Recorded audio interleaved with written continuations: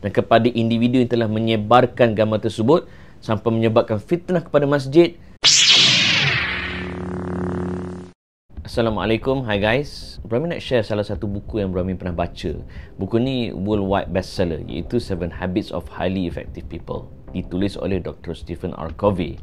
Dalam buku ni disebut salah satu kaedah untuk kita memperbaiki hubungan kita sesama manusia ialah seek first to understand to be understood. Cuba memahami untuk difahami. Dengan cara ini, kita boleh mengelak daripada penyakit prasangka, penyakit suka menghukum orang sebelum mengetahui apakah cerita sebenar.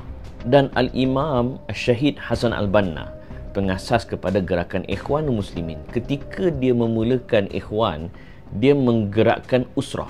Usrah ni sebuah kumpulan kecil untuk program-program dakwah, dan Hasan Al-Banna dia menetapkan ada rukun usrah.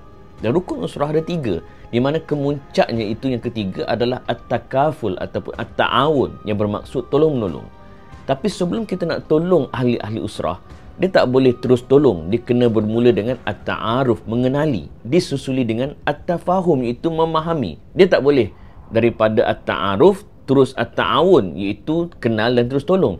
Dia kenal dulu at-ta'aruf, kemudian at-tafahum, memahami, baru kita boleh at-ta'awun, iaitu tolong, supaya kita boleh tolong mengikut keperluan orang tu, bukan tolong dengan syok sendiri. Kita memahami masalah dan kita tahu apakah solusi kepada masalah, bukannya menambah masalah. Jadi 2 poin penting. Pertama, memahami untuk difahami.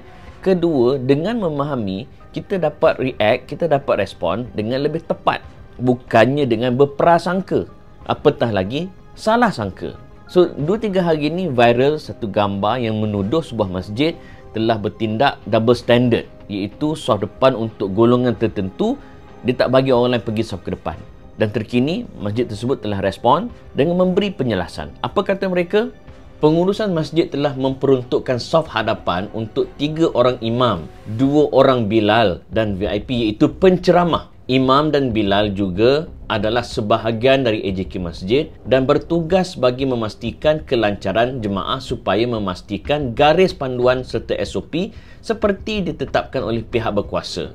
Adalah dimaklumkan bahawa gambar yang tular di media sosial pada jam 1.19 petang menunjukkan ruang kosong tersebut adalah untuk AJK yang sedang menjalankan tugas seperti menjaga pagar utama masjid dan menyusun atur kedudukan saf jemaah.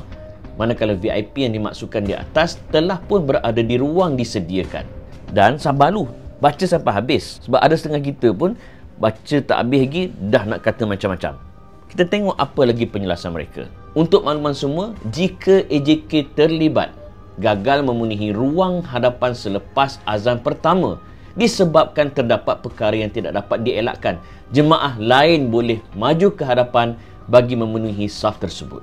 So, bila kita baca penjelasan tu, oh patutlah. Nampak? Ini pentingnya memahami untuk difahami. Bila kita faham, barulah kita tahu apakah situasi sebenar dan kita tidak berprasangka dan menghukum serta komen yang bukan-bukan. Maka sekali lagi, berkali-kali kita diingatkan, ya ayyuhalladzina amanu in ja'akum fasiqun binaba'in fatabayyanu. Wahai orang-orang beriman, sekiranya datang satu berita, satu perkhabaran, apatah lagi kalau datang daripada seorang yang fasik, maka Allah Ta'ala ingatkan kita, fatabayyanu, kita kena selidik. Semangat nak duduk saf depan, cantik dah, itu memang terbaik. Just kena baiki sikit je sikap kita dalam menilai sesuatu keadaan dan dalam mengurus social media. Sebab dibimbangi apa kita buat tu mendatangkan fitnah, apatah lagi membabitkan institusi mulia bernama masjid.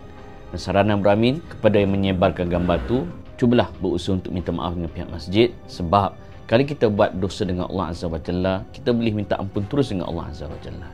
Tapi kalau kita buat salah dengan orang, Allah Ta'ala hanya akan mengampunkan dosa kita sekiranya orang yang kita buat salah memaafkan kita.